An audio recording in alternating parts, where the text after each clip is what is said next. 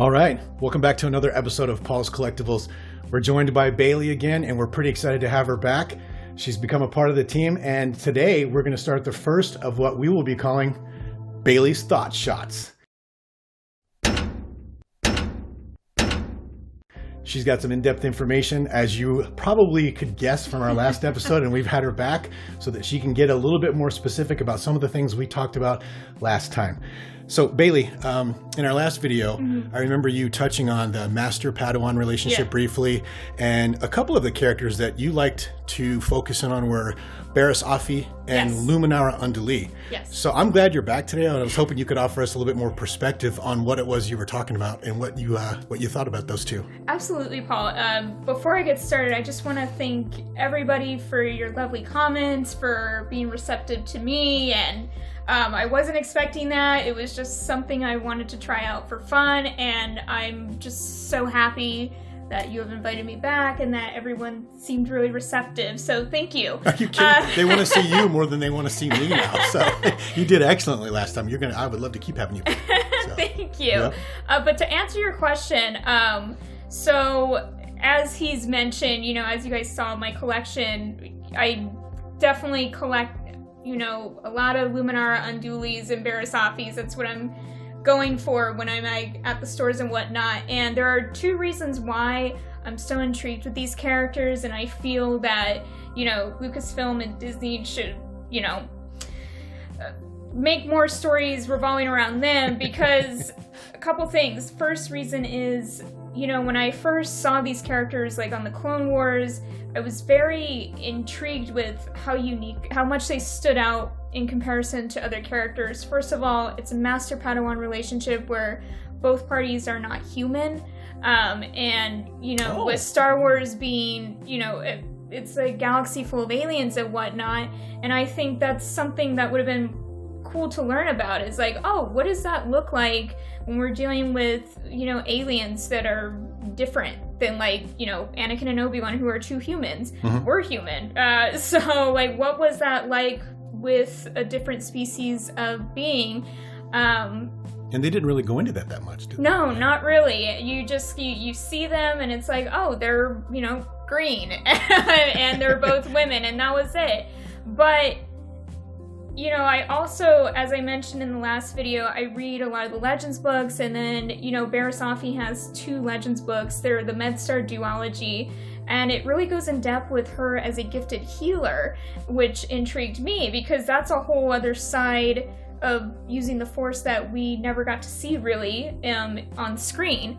And as you've talked about, you're intrigued by the Star Wars stories where, we're not just dealing with space wizards, what is it like for a different aspect of it. And the average everyday people. Exactly. The troopers that were stuck in the middle of all this and exactly. stuff. Yep. And those books were talking about just your everyday surgeon being deployed to this war. So these were it was Barris interacting with, regular doctors and whatnot. And those were very intriguing because, again, that's something we didn't really get to see on screen. True. So that's another draw I have to these characters is, they're both non-human. We have a female Master and Padawan, which if you've seen or played, I should say, Jedi Fallen Order with the second sister and her master, we see that didn't end very well for them either. So I don't understand why we have yet to see a good and positive mother-daughter dynamic, if you will. What was one of the things you were saying about the writers for Star Wars? Yeah, I wonder, if they just don't have good relationships with women in their life, because every female Master and Padawan that we have seen in the Star Wars universe, it's always ended poorly for them in some fashion. Yeah. With the second sister, she becomes an Inquisitor, and, her master doesn't do a whole lot about it. And then, with Luminara and Barris, and, I'll have to circle back to this, Luminara's remains are used to lure, Jedi, and Barris somehow became a terrorist. So, and we have no explanation as to why. It just happened. Right.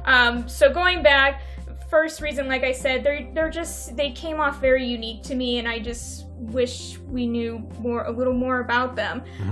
Just a little background on me. I write. I have actually a children's book that's coming out next month. Oh, congratulations. Yeah, thank you. And I'm hoping that will be a leeway for me to become that Star Wars author. So I think like that, and I'm intrigued by characters that I feel have a very unfinished story. And that goes into my second reason why I'm so intrigued by these two is there's a lot of loose ends in their story. In the Clone Wars, they're introduced to us very briefly in a couple episodes. And, several seasons later, Barris bombs the Jedi Temple and is arrested and never seen again. And Luminara is she shows up in Rebels, and her remains are being used to lure Jedi. Barriss Offee does not have a canon death or ending. We don't know where she's at. No, and that's, and Filoni has said, he has these great plans for Barris, because in the original script, she was supposed to blow herself up in her prison cell. But then he's like, no, I want to bring her back. But it's been several years, and we have yet to see anything.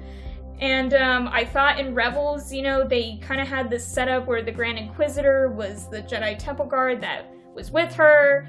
He's the one that ultimately killed Luminara. So I thought, oh, okay, like they're building this foundation of her coming back. She never comes back.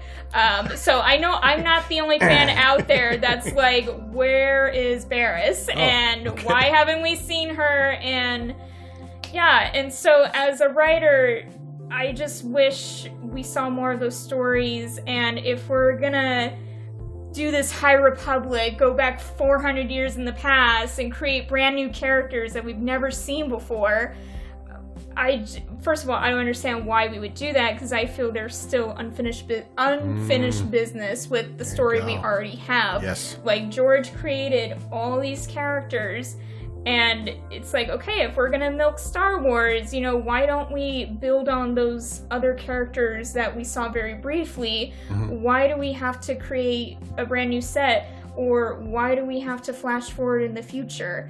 That's something I don't personally understand. But yeah, that's basically why I'm so intrigued by these two, is I feel like there's so much potential with those two.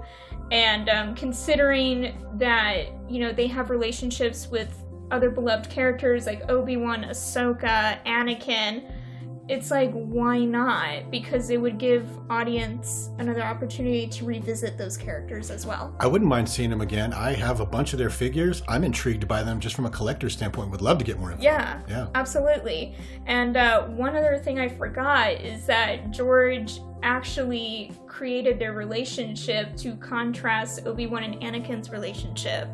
And I guess when they made Attack of the Clones, like, he had the actresses do tandem fighting. Basically, when those two fought, they fought in complete synchronization with each other. And that's something no other Master and Padawan has ever done. So George had a whole background, a whole story for them. It just never got done.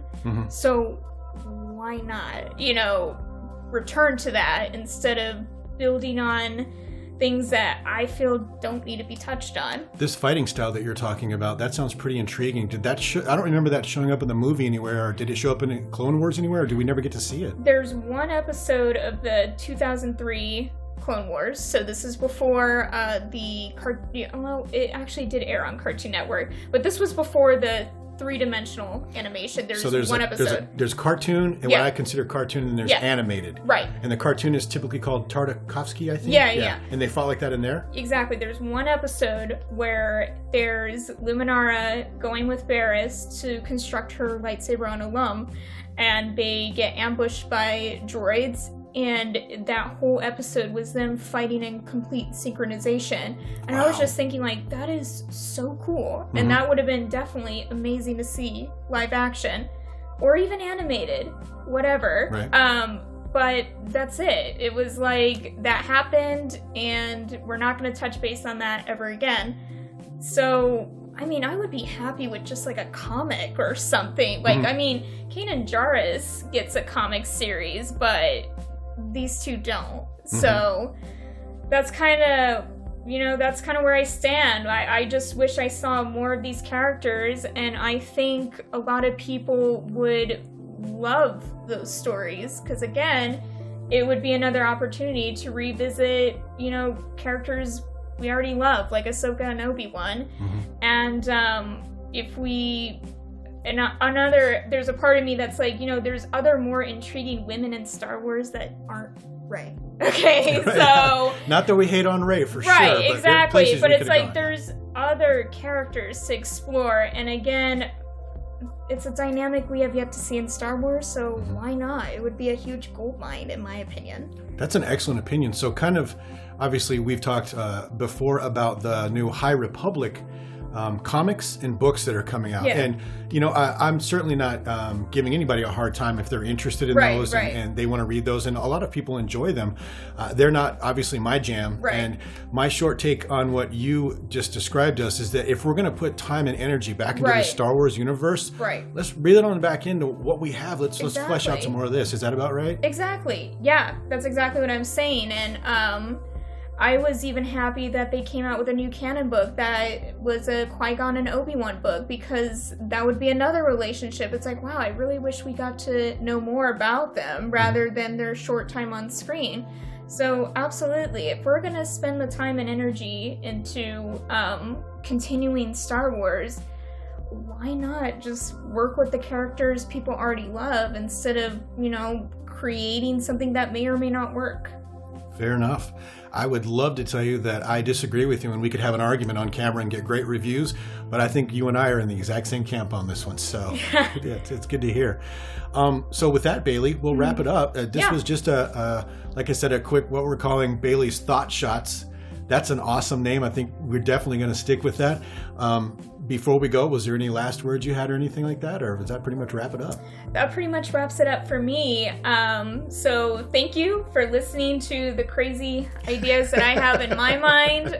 And two of us there. Yeah. And I just hope maybe in the future we get to actually see these stories play out in some format, whether that be a book, comic, anything, instead of just nothing. Fair enough. Yeah, I don't disagree with you. And before we go, I just wanted to take the opportunity to compliment you on your exquisite fashion sense. Yes.